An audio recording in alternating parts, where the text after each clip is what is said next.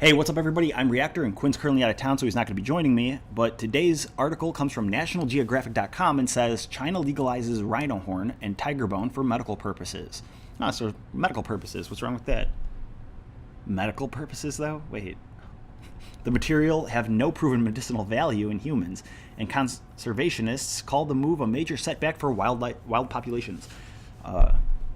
So is this like a loophole they're using? Like you're allowed to do it for medicine and no one can complain? In China, rhino horn and tiger bone may now be legally used in medical research or traditional medicine following a controversial announcement by the government this morning.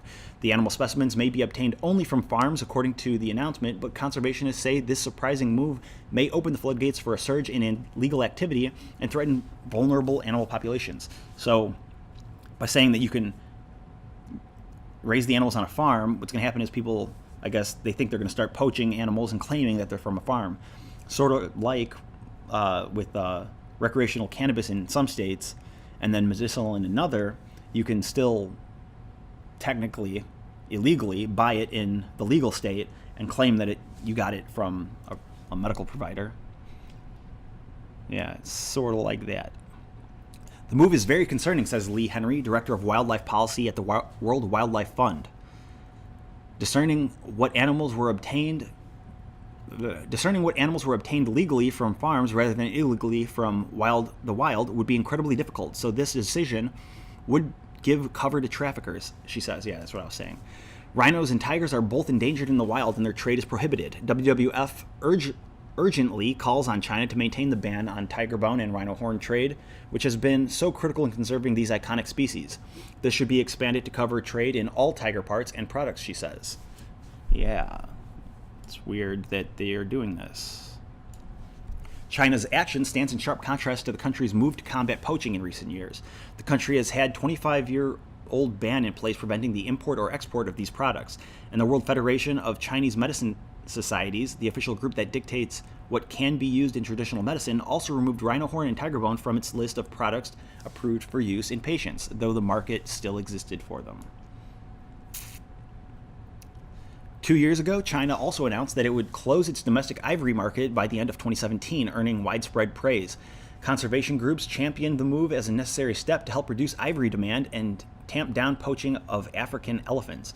Funny story, I was in Times Square like a few years ago, and they were doing this assembly where it was like anti-ivory, and what they were doing is they put a bunch of ivory on like the stage and they burned it, which I thought was really weird because I feel like that just increases the value of ivory. Like you burn gold, you can't burn gold, but if you destroy a bunch of gold, it increases the value. So that was really weird and backwards. Like these animals died and now you're just burning their remains. Because I don't know. I mean, I get it. But anyway, Debbie Banks, tiger campaign leader at the Environmental Investigation Agency, a nonprofit which offices in London and Washington, D.C., says that today's announcement undermines China's stance on wildlife protection. China's reputation as a leader in conservation following their domestic ban on the sale of ivory now lies in tatters, she said in an email. The news today, she says, seriously jeopardizes the future survival of wild tigers by stimulating demand for their body parts instead of eradicating demand. Adding that it also puts rhinos at risk in their African and Asian range countries. The news today is a staggering display of brazen disregard for global opinion. Now, like another thing, they haven't. A lot of these news articles, like, exaggerate the magnitude of what's going on. They haven't really said exactly like. They legalized it for medicinal purposes, but who knows if it's one of those things where it's like no one's going to really use it, The reason China took this step remains unclear. Chinese officials did not immediately respond to requests for comment, but the growing number of tiger farms in China and efforts to farm rhinos there may be a key driver. Tiger farms? Weird. Okay, environmental groups say, we've been concerned for a long time about the tiger farms in China and the increasing number of farms there. Henry says captive tigers are incredibly expensive to feed and care for, so these numbers grew. So did pressure from the Chinese government to allow a regulated trade in tiger products. China's decision is what many of us have feared for over a decade. The Environmental Investigation Agency had reported in 2013 that at least several thousand tigers were being kept at hundreds of farms across the country.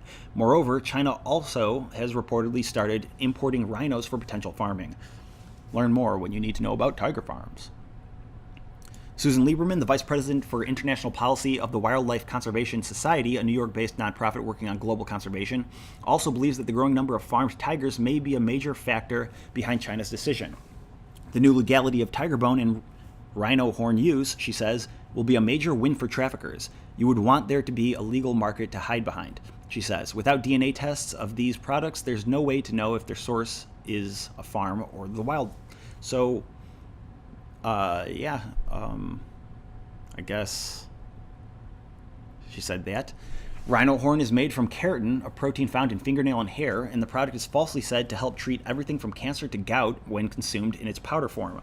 There are no proven medical benefits in humans from either product. The most sparing evidence has been brought to bear claiming that rhino horn may somehow help lower fever, at least in rodents. Certainly cheaper and more readily available medicines such as acetaminophen or aspirin are far more effective, Lieberman says. Tiger bone crushed and made into a paste has been said to be usable to treat a variety of ailments, including rheumatism and back pain. But Lieberman says, I know of no evidence for that.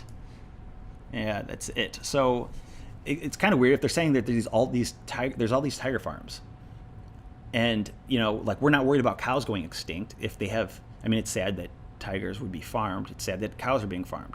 But, if they aren't endangered, if they're farming them, there won't be any danger to the species.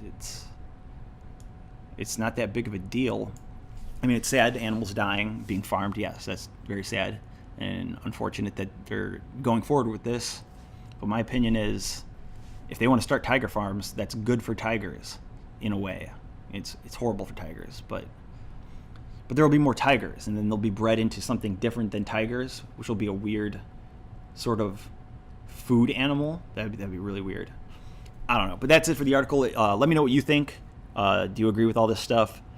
Leave a comment or a thumbs up if you enjoyed the video, and check out the Patreon link in the description if you want to help us, because that would be awesome.